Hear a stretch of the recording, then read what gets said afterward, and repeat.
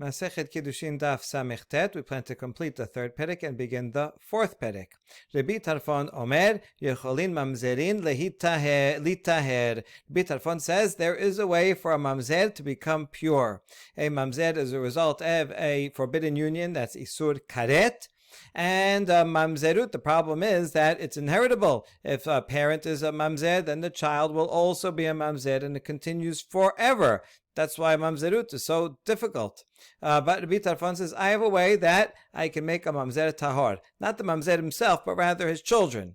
Kesad, mamzer shenasa shivcha havalad aibed. Shichleron imsa ben horin. If a mamzer, a man who is a mamzer, marries a shivcha Kena'anit. We're going to discuss if this is permitted to do or not. But if he does it, then the child will be a slave. Now remember, regarding any type of union where there is no Kiddushin possible, and the mamzer is a Jew, Shivcha Kena'anit is a non-Jew. There is no Kiddushin between a Jew and a non-Jew. The Mishnah said that in such a case where there's no Kiddushin possible, but like any time it's between a Jew and a non-Jew, the status of the child follows the mother, and the child will be not Jewish. It will be an Eved, in fact. If it's a boy, it'll be an Eved.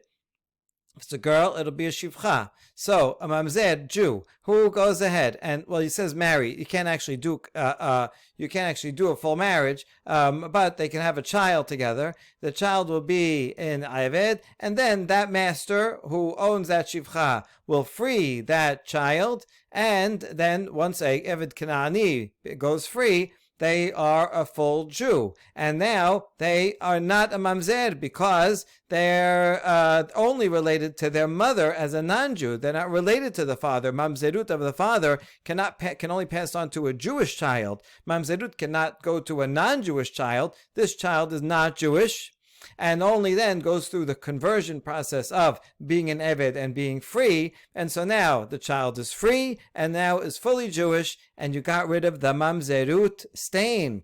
Amazing thing Rabbi Tarfon is telling us.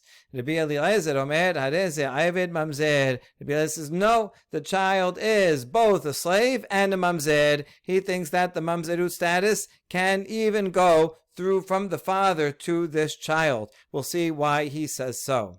Rabbi Tarfon lecha techila ka'amar or diavad ka'amar. Now Rabbi Tarfon is saying this. Is he saying lecha techila? One can go and do this? Is it actually permitted for a mamzer to go and have a child with a shivcha? Generally, a Jew, a regular Jew, cannot have a union with a shivcha.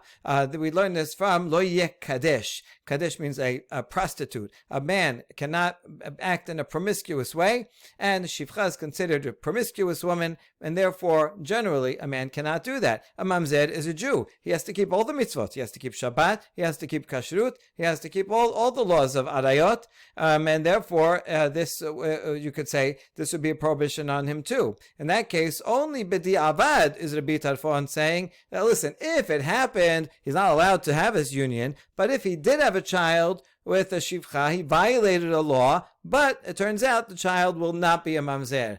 That's the diavad. Or do we say lecha techila? Even though for most people they have this prohibition, they can't be with a shivcha, but a mamzer who has all these other problems. So in order to solve this problem, so we should allow a mamzer to be with his shivcha in order to purify his descendants. So which one is it? Is it Tarfon saying you can do this lecha techila? In which case this would be a big thing. I don't know how relevant it would be today because we don't have shivchut. But at least theoretically in the halacha, this would be a way to stop mamzerut from passing on.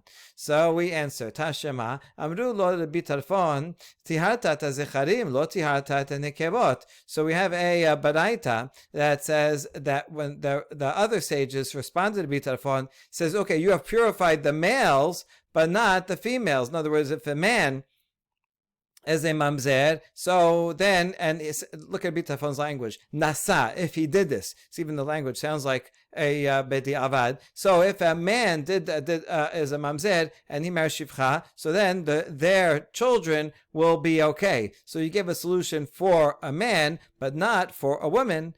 So it sounds like here that this was done already, right? That, okay, you solved the problem for the men, but you did not solve the problem for the nekevot. So this sounds like this was b'di avad.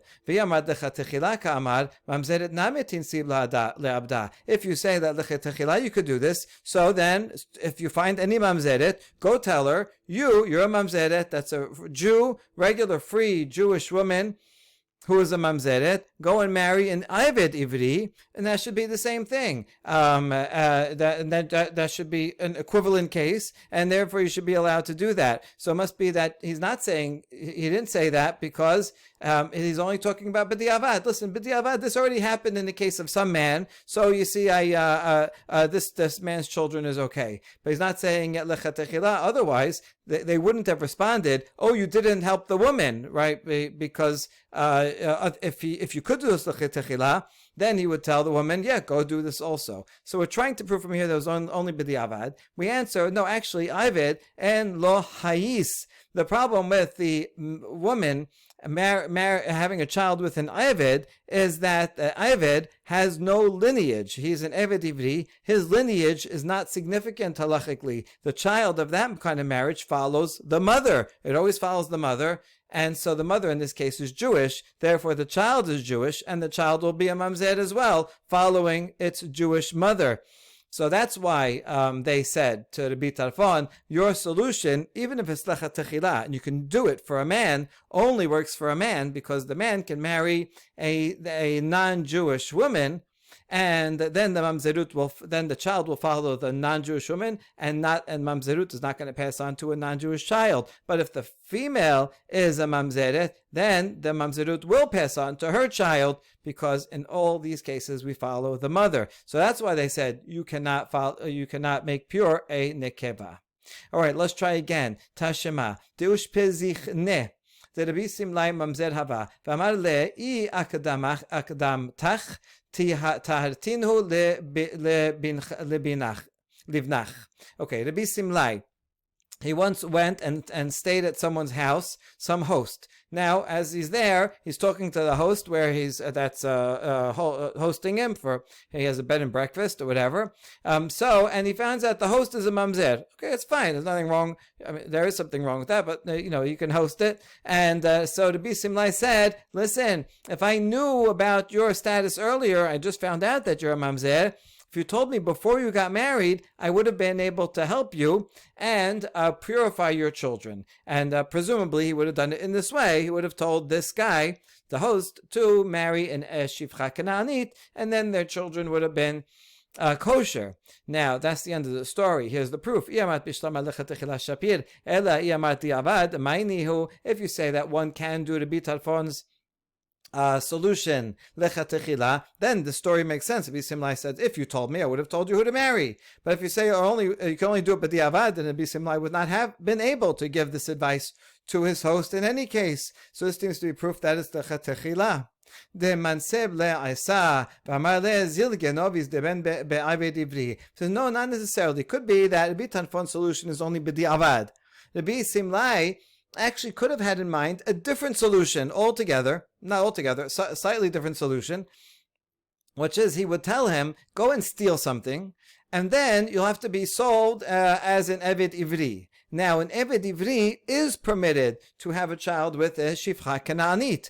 That's allowed, lechatechila. You'll have a child over there, and then that child will be an Eved Kanaani, and the master will free him, and that's how you could get rid of it. So in other words, he actually has a different way of resolving that. You can even do lechatechila.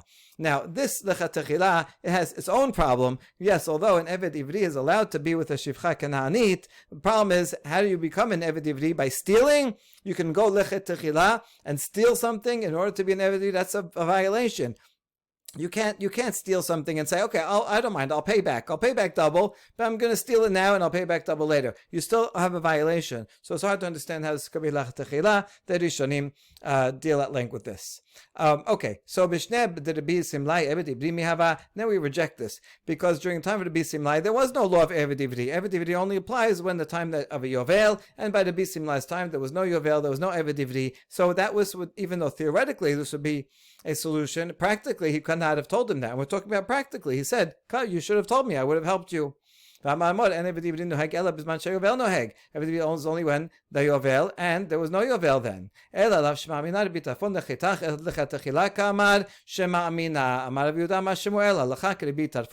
Instead, we conclude that in fact the Bitarfon meant lechatechila. You can do this.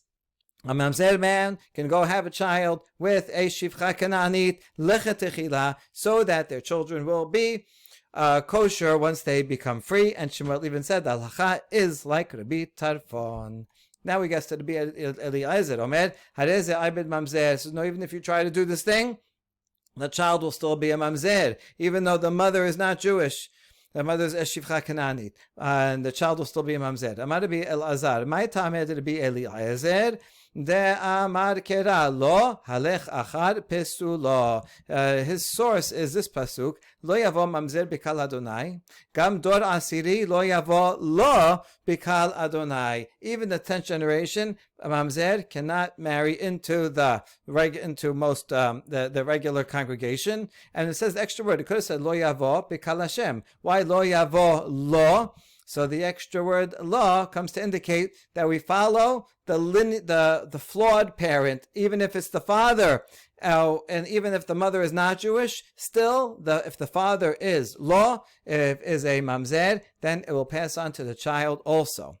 V'Rabanan. Now, what are the rabbis going to do with that extra word "lo"? Hahu b'Yisrael shenasa mamzeret sakal letechamim l'mishpechotam lebet avotam ketib ata lo apekeh. The Rabbanan say this applies to a Jew who marries a mamzeret. Two Jews, right? A regular Jew, kosher, who marries a mamzeret. I might have thought that this child would not be a mamzeret because there's another pasuk that says they follow their father's house.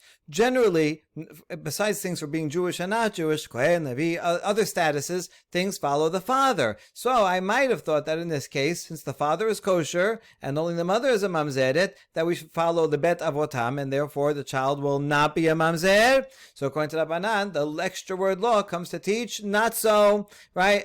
This is an exception to the rule that usually you follow the father, but for this, if the mother is mamzeret, then the child is a mamzeret. That's why Rabbanan need the word "lo," and it's not to teach me what Rabbi Eliezer thought. Now we ask Rabbi Eliezer, how would he respond to this? So I agree, right? You just said, I'll take your argument, that even though it says that we usually follow the father, it says in that pasuk, law comes to say this is an exception. If the mother is a mamzeret, then we're going to follow the mother. I'm going to apply the same methodology. I'm going to agree with you and apply the same methodology. Even though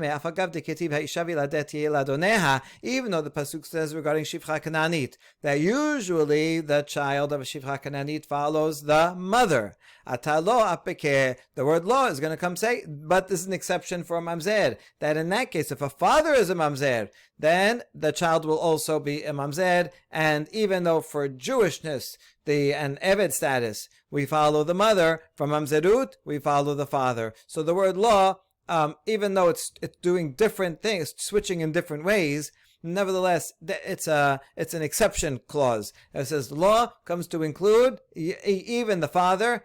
When even the mother, when you might generally follow the father, or even the father, when you might generally follow the mother. So as it says, "law" comes to include both cases, and that's why he cannot use the solution of Rabbi Tarfon. Now Rabbanan, what are they going to do with this argument that law could be this way and law could be that way?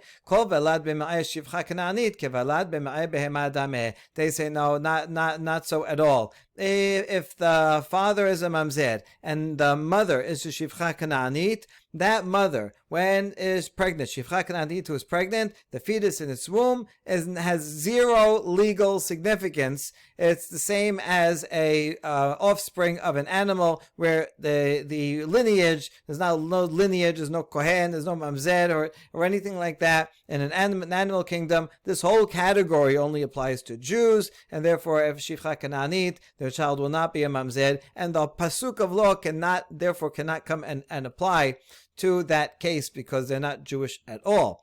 And so that's why Rabbanan think that the Rabbi Tarfon, the rabbis here, it means Rabbi Tarfon, and that's the halacha, that's the source for their halacha. Hadan alach ha'omer, that concludes the third perek. We now begin the fourth and last perek of the Masechet, Asara Yochasin Alu mi Bavel. There were 10 different types of lineage that came from Bavel to Eretz Yisrael in the time of Ezra, in the beginning of the second Bet HaMikdash. Kahane, Leviye Yisrael, Halale, Gere, V'Harure, Mamzere, Netine, Shetuke, Va'asufe. So you have Kohanim, Leviim, and Yisraelim that are totally fine and kosher. Halalim are Kohanim that are cannot serve, improper, disqualified Kohanim, converts, and emancipated slaves from who now are Jewish, Eved Kanani, Shifcha Kananit. There were some Mamzerim, Natin, or people from Giv'on back in time of Yeshua who converted but under false pretenses. Shituke and Asofeh we're going to define in a moment. Now, who of these can marry each other? Well, there's different categories. Any Kohanim living in Israel and they're all kosher, have no other problems, they can all marry each other. No problem. A Kohen can marry a Yisrael, that's okay. There were some Jewish sects of Second Temple that said no, Kohanim can only marry Kohanim, but that's not the halacha. Now, if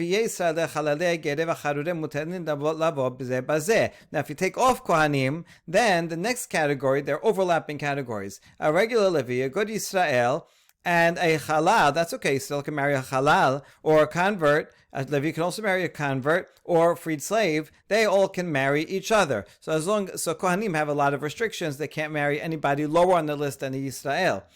But if you take off Kohanim, then we include all the way up to converts and free slaves. And then if you start with Gerim, Gerev, Charureh, Mamzereh, Netineh, Shetukev, Asufeh, Kolam Mutarim Lavo Zeh Bazeh. A convert can marry anybody that's on the rest of the list, and the rest of us can marry up to a convert, but not above. Ve'elohem Shetukeh. Kol shehu makir et imo ve'no makir et aviv. A shituki is anyone who knows who his mother is, but he doesn't know who his father is. Somehow his mother got pregnant somehow, but nobody knows where. So there's a problem. Since you don't know who the father is, then, the suspect. Is the father Jewish, not Jewish, mamzer, kohen, nobody knows. So that's a lower category. Asufeh kol shene'esav min hashuk ve'no makir lo et aviv ve'lo et imo. And asufi is someone who was abandoned in the marketplace, and no one knows who his mother is and who his father is, and therefore that person, we don't even know if they're Jewish, because at least Sufeh, if we know the mother is, we'll know if they're Jewish. This person, we have no idea. Abashul called Shituke a Bidukeh, had a different name for him. Now, Gemara, Asara Yochasim Alu mi Bavel. Now we're going to analyze the language of the Mishnah. Why does it say that these different 10 categories made Aliyah from Bavel? Why not say that they went to Eretz Yisrael? We're asking two questions. Why does it say where they came from instead of talk about where they're going? That's the second question. The first question is, why does it say Alu, they went up, instead of just walked or traveled? Mileta agav and it wants us to teach us something, by the way, by using that special word, Allah, kedetanya. Vekamta ve'alita el hamakom asher b'char Adonai Elohecha melamed shebet hamikdash gavoa mikol Eretz Yisrael ve'Eretz Yisrael gavoa mikol ha'arasot. Since the pasuk says, if your local court doesn't know a law, then you should go up to the place that Hashem will choose, to the Sanhedrin that's there in the Lishkat HaGazit in the Bet HaMikdash. So we learn from here that the Bet HaMikdash is higher than all of Eretz Yisrael, and because anywhere you are in Eretz Yisrael, you're going to go up to Yerushalayim where the Bet HaMikdash is, and Eretz Yisrael is higher than all of the other lands, because wherever you are, you're going to go up. And so we learn the word Allah, to make Aliyah. Till today we say that is because Israel is higher. Now it is true that Yerushalayim is on top of a mountain and part of a mountain range. It's not actually the highest place in the world. I don't think it's in the highest place in Israel. But it's not just that it's high physically, topographically, but also spiritually is the highest, holiest place. Now I understand the Bet HaMikdash is the highest place in Israel. That's the pasuk says. Anytime you have a dispute in your land, in your gates, and then you'll go up to, and you don't know the answer, and you have a problem in your local town in Israel, then you'll go up. So now I need to see that Jerusalem is higher than anywhere else in Eretz Yisrael. But this doesn't prove that if you're outside of Israel, everywhere else, Israel is higher than every other land.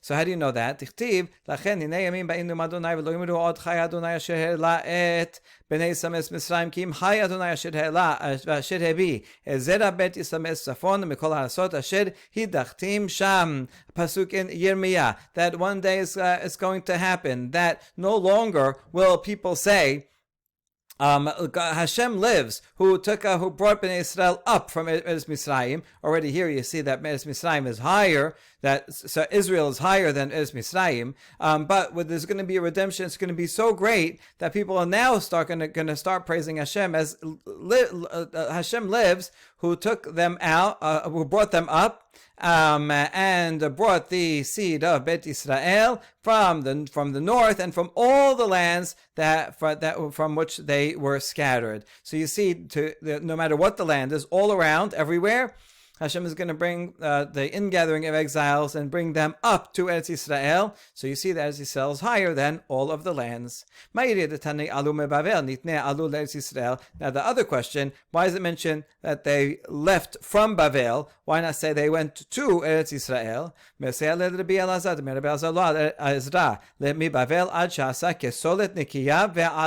This wants to teach us about something about Bavel. It's the place that they left. It's not only important where they went to, so of course important that they came to Eretz Yisrael, that's the Allah part, but the place that they left is also important. In fact, Ezra, who there was a bunch of aliyot. There were many people. People came at different times. Some people came way before Ezra. Some people came during Ezra's time. But the point here is that Ezra, when he left Bavel, he made sure that the people in Bavel were like fine flour, meaning they were sifted through, and everybody there was of proper lineage. Over time, some people marry this way and that way, and they marry the wrong things, and illegal relations, and mamzer, and all kinds of things happen. And so Ezra, before he left, wants to make sure you always leave your home clean before you leave. That the people in Bavel, where everybody was properly documented and everybody was like pure flour and of good lineage. So Allah mi Bavel was an important place in that they had good lineage. Itamar in general, and we know in Persia they were very focused on proper lineage, and they kept track of these things for a long time. Now, more discussion on that point. Itmar, Abaye Amar alum alehen tenan, Verava Amar he'alum tenan. When we learned in the Mishnah that there were 10 categories of people that came from Bavel, and they came with it, and we just learned that they came with Ezra. So how do we understand this? Abaye says, Alu, they all came on their own. Ezra was coming, and the other people also, they came on their own, and eventually Ezra, to see like who's here, he examined them. That's Abaye. Rava says, Ezra brought them. They weren't going to come on their own. Ezra said, you and you, come here. You all got to come with me. We have to make Aliyah. We need your help. Now, v'kami palgeh b'Rabbi Elazar, d'mar Rabbi Elazar, lo ala Ezra mi Bavel, al she'asa'a kesolet nikiya ve'ala. Now, they both argue on this statement of about the statement of Rabbi Elazar, that Ezra, when he came, he made sure Bavel was pure flour, and only then he came. So how are they each going to explain this? Abaye let Rabbi Elazar, v'Rava itla Rabbi Elazar. Rabbi Elazar said that Ezra made sure that Bavel would be pure flour. Well, that means like he had to, by force, he left all the good guys, good people that were pure flour behind in Bavel, and everybody else who were problematic lineage, he got them to go to Eretz Yisrael. Well, that sounds like he forced them to go. So according to Abaye, who says they all went on their own, well, who went on their own? I don't know, whoever wanted to went on their own. So that wouldn't make sense. So it must be Abaye does not agree with Rabbi Elazar. Whereas Rava, who says that Ezra forced them, he said, you're a mamzer, you're a halal, you and you, right? Come, we're going to leave Bavel. We want to make Bavel pure. You come to Eretz Yisrael. So, and that would be in agreement with Rabbi Elazar. So that's one way of understanding it. Or maybe everybody should agree. Everybody agrees with Rabbi Elazar that in fact Bavel was left totally pure, and only the problematic people went to, and all the problematic people went to Eretz Yisrael. I'm sure some good people also went to Eretz Yisrael. And rather, the machloket is as follows: Mor savad afrushe afrushinhu uminavshayhu siliko. Abaye, who says that they went on their own. Here's how it worked. Ezra in Bavel, he separated all the people. He said, you guys are kosher, you guys are not kosher. Now, the non-kosher people, they're like, why should we stay here? If someone is a mamzer, and they're in this, and in the community in Bavel, everybody knows them, everybody knows they're a mamzer, so like, what am I going to stay here for? I can't marry anybody, I won't be accepted into the community, I may as well move. If I move, right, I'll go to a different place, and maybe they won't know me. And so they would leave on their own. So Ezra did force them in the sense that he separated all the categories back in Bavel. Once he did that, then on their own, everybody else left and went to Eretz Yisrael. Whereas Rava says he forced them all against their will. He said, "You're mamzer, you're halal, you have to go to Eretz Yisrael." So either way, there was some period of Ezra imposing and labeling and naming each of the categories, and then either they went on their own because they wouldn't want to be there. And they wanted to move, or he forced them to move on their own. So why would they leave the kosher people behind in Eretz Yisrael, in Bavel rather than Eretz Yisrael? We'd think the opposite. Eretz Yisrael, you should go. All the kosher people go there and leave everywhere else behind. Well, I have to remember, Bavel actually was the Torah center, right? That's where all the educated people, the leaders at the time of the exile, they went to Bavel, and so over there in Bavel, they needed to have the unflawed people. When the people went to Eretz Yisrael, in Eretz Yisrael they'd have a Sanhedrin, they would be able to take care of them. So maybe that's why in Eretz Yisrael, he wanted them to go there. But this other explanation seems more likely, that the families of unflawed lineage, they didn't want to go to Eretz Yisrael because they were happy in Bavel, right? And we know that it says in the Navi that they lived there. They built houses. They had shuls, schools, Torah centers, the JCCs. Right? They had everything that they needed, and so they didn't want to go. Whereas the families that were of flawed lineage, they were like, "Oh, look, we're not very welcome here. We may as well go start over and build a new community elsewhere." And so they're the ones that went to Eretz Yisrael, either once they were labeled as such, or if people knew them already as such, or as made them go. And so this is a very interesting historical incident. Now, Vishlama Lamand Amar Alu, Hainu Damar Rav Yehuda Amar Shemuel, Kol Arasot Isa Le'Eretz Yisrael Isa LeBavel, El Lamand Amar He Ailu Medai Yad Einhu. So we understand, according to the one who said that they went on their own. Well, that would make sense. We can understand the statement of Shemuel. Shemuel said all the lands are dough compared to Eretz Yisrael. Dough is a mixture of all kinds of things. You put eggs and flour and water, sugar. You put all the stuff in the dough. That's the same as a mixture of all different types of lineage. So all the rest of the lands are lower than Eretz Yisrael, and Eretz Yisrael is dough compared to Bavel. Bavel's the best, and then comes Eretz Yisrael, and then comes the rest of the lands. So if we say that they came up on their own, so we don't know who came up. All kinds of a mixture of people came up to Eretz Yisrael. That's why Eretz Yisrael was not as good as Bavel. Bavel was pure. Eretz Yisrael is a mixture, and then that's better than the rest of the lands. But according to the opinion that said Ezra picked who goes where and who goes to Eretz Yisrael and who doesn't, well then they know what land they're from, and Ezra would have identified them and selected them, and so he knew who was permitted and who was forbidden. That's not a mixture. Ezra had it all sorted out. So how would that opinion explain the statement of Shemuel? And the answer is in that generation they knew. Ezra went and he said each person, he told each family, this is what you are, this is what you are. But Shemuel's talking about after generations. After many generations, people forget. Says, what was that guy? He had a problem in his family? I don't know. I remember. Do you remember?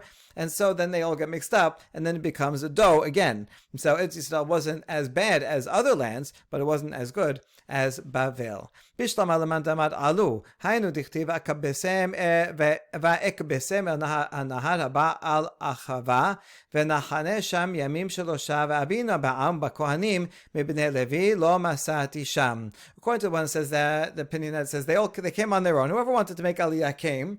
That would make sense because it says in Ezra that he gathered them together at the river, right, when they're as they're traveling, and they were there for 3 days. And then he saw, I see some kohanim, but I don't have any Leviim. Now, so he had to identify them. If Ezra had forced them to come up, then he would have known who's coming, who's not coming. I need you to come. I don't need you to come.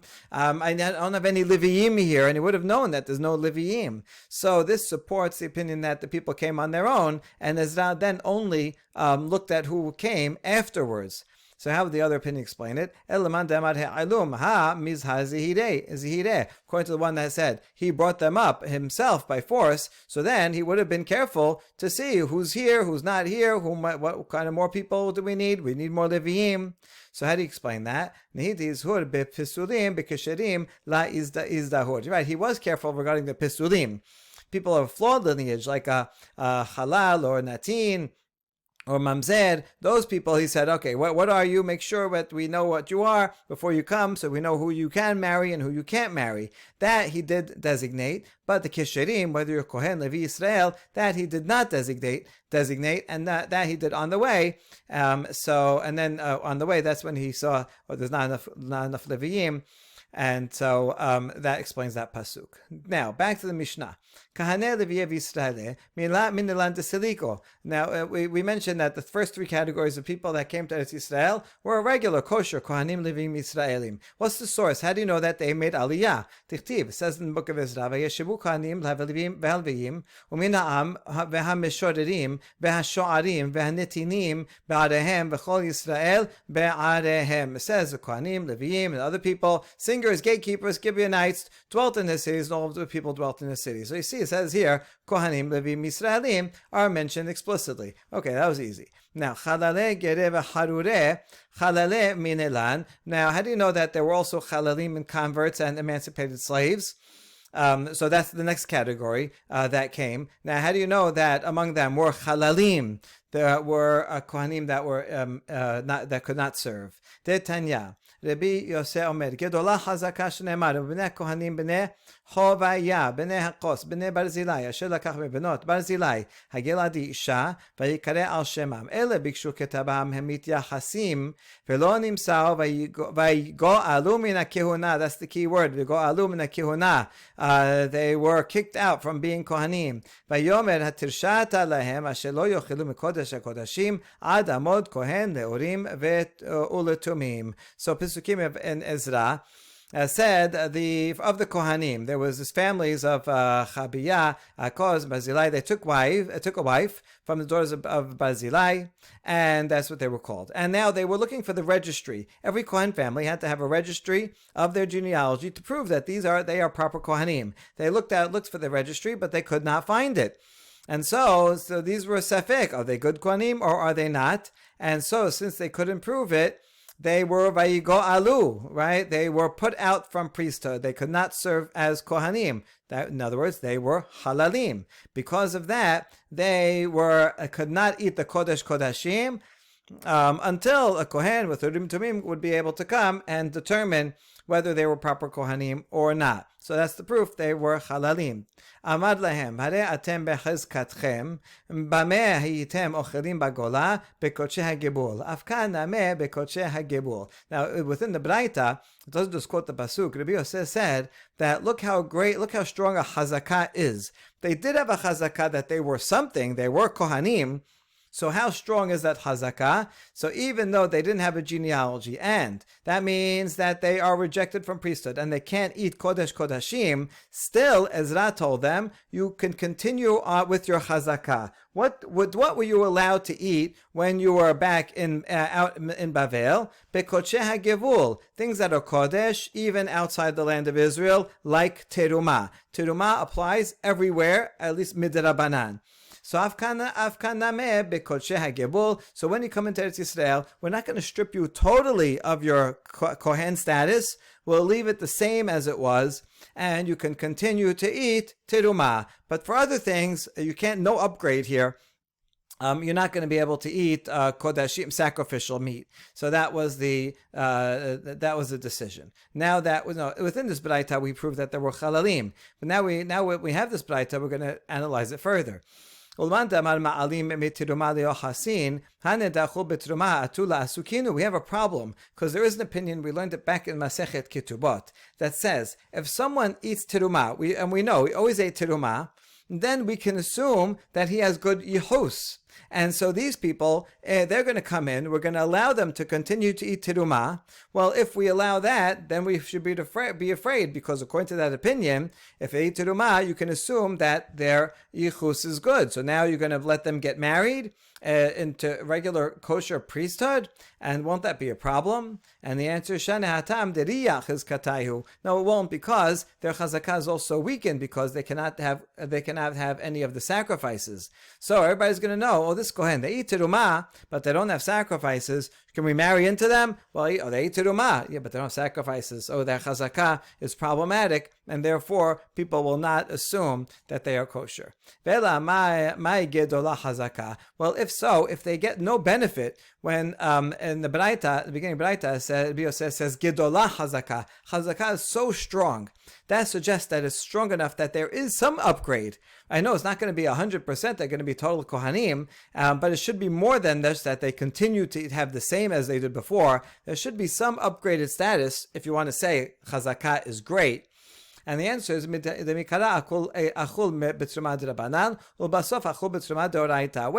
Galut, they were only allowed to eat terumah, that is midrabanan. But now that they came to Eretz Yisrael, and the law of things that grow in terumah is in Eretz Yisrael is doraita, so you know what, they get an upgrade. Now that you're here, with chazakah, your chazakah is so strong, you're allowed to eat terumah in Bavel, you're now allowed to eat terumah in Eretz Yisrael, which is now a deoraita status. That's how strong your chazakah is.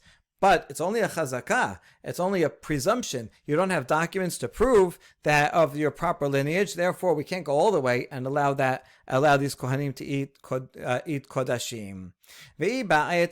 Or another explanation, le'olam hashta nameh b'drabanan achul. Maybe even in Eretz Yisrael they can only have drabanan stuff, like on vegetables. Terumah vegetables only drabanan. B'draita la'achul. No, you can't. You only were allowed to eat drabanan outside of Israel. You can't get any more now. Well, if so, v'chi masikinan mitirumah liyochasin midoraita midrabanan la masikinan. And when we said before that there is an opinion that said if someone eats terumah, then we can assume that they have proper lineage. That's only if they're eating terumah midoraita. But if they're eating only terumah midrabanan, then we do not assume that their lineage is okay. So we have no problem of that question according to this opinion, because now there's the kohanim that are coming in. They only eat terumah midrabanan outside. They continue eating only terumah midrabanan inside. So no one will think that they are of proper lineage. Now, according to this answer, then what does it mean? What does it mean in that braita? They said hazakah is so great, so strong. What's its strength? They have the same status before, and now there's no upgrade at all. And the answer is the mishum terumah deoraita lebasof afagav deika lemigzar mishum terumah deoraita bedrabanan achol bedoraita la achol. The chidush is that when they were in Bavel, there was no reason to make a gezerah from that. If you allow them to eat terumah derabanan, they may come to eat terumah deoraita. There was no need to make such a gezerah, because in Bavel there was no terumah deoraita. Anything that grows in Bavel, it is not required in terumah deoraita. So there's no need to make a gezerah. However, now that they're in Eretz Yisrael, there's going to be deoraita terumah all around, and you might think that maybe now we should make a gezerah. Don't let them eat the rabbanan, because they may come to eat deoraita. The chidush is, this is how strong their chazakah is, that even in the new circumstances where there's more room for error, still will allow them to continue and eat the rabbanan, even though they cannot eat the oraita. Now we ask, hold on, in Book of Ezra also says that tirshata, that's a reference to Nehemiah. He said that these kohanim cannot eat mikodesh kodashim. That's of sacrificial meat. Mikodesh kodashim hu de la yochel yochal. Ha kol midi nechol. That means only that they can eat, but other things that are less sacred, like teruma, means they can eat. So how could you explain, according to this opinion, that they could not eat teruma doraita, if, according to this, the only thing that they're prohibited from eating is kodesh kodashim, but teruma, even doraita, they were able to eat. So we re-explained this pasuk when it says kodesh kodashim. That's not talking about very holy sacrificial meat. We're reading this as two words. Hachi kamal lamide mikre kodesh, velamide mikre kodashim. These kohanim cannot eat kodesh, and they also cannot eat kodashim, referring to two different things. Lamide mikre kodesh tichtiv v'chol zad lo yochal kodesh. This pasuk is talking about teruma, which is called kodesh. Says, and any non-kohen cannot eat kodesh. That refers to not eating teruma. That they can't eat teruma deoraita. They can eat teruma drabanan. Velami did mikre kodashim damar kerau bat kohen ki tiye leish zar hi bitrumat kodashim lo tochel v'amar mor bemuram min kodashim lo tochel. And this pasuk is referring to the parts of a offering, a shalamim offering, the breast and the thigh, that are separated, that usually kohanim can eat. That this pasuk says that a bat kohen, when she's growing up in her father's house, she can eat all the things that the kohen can eat. Not everything. She can eat teruma, and she can eat these pieces of a shalamim offering. But if she gets married, even if she gets divorced afterwards and goes back to her father's house, she can continue eating teruma, but she no longer can eat those parts of the shalamim offering. So you see that is referred to hakodashim. So when it says in the pasuk here that they Tirshata said you cannot eat kodesh or kodashim, that refers to teruma doraita, and kodashim refers to those pieces of the shalamim offering they were not allowed to eat. So that includes teruma, that they were not allowed to eat. Teruma deoraita, not allowed, but teruma drabanan, they were permitted to eat. Baruch Adonai Leolam, Amen ve'amen.